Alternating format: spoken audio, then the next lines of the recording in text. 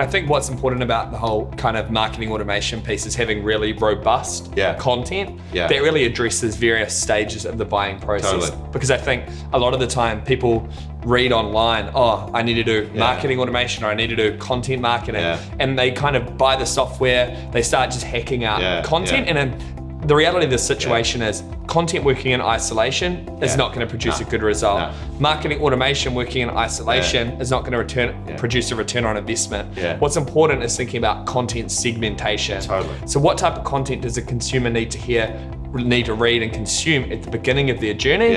What type of things are they going to think about when they're in the consideration set kind of midway through the funnel? And what are the kind of final things that are going to hit those nails into the coffin to convert that lead or that opportunity into a sale? And I think that's one of the key things that we've learned kind of as we've been on the marketing automation journey from an internal standpoint is that we need to have a really well-defined customer journey.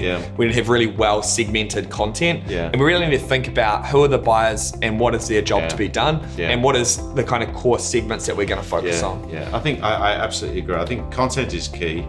And I think you've got to look at the way that content is shifting. You know, if you look at 10 years ago, you know, if I'm in Sydney or you're in Melbourne, the first place you went online was Google, and then you'd fire up The Age, you'd fire up Sydney Morning Herald, and that's what you consume while you're drinking your latte in the morning before you get into your, you know, it might be on the bus, it might be, but that's what you were consuming. Today, that shift has been dramatic, where you're consuming your news is your Facebook news feed. What's your Instagram news feed?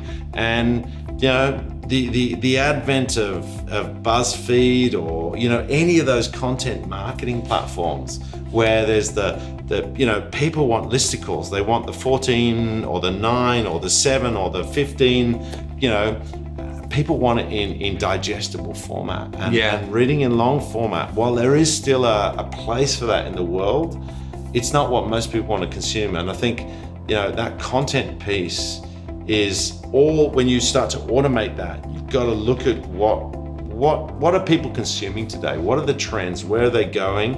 And, you know, for sure, we're moving away from traditional long form print media. There's no question.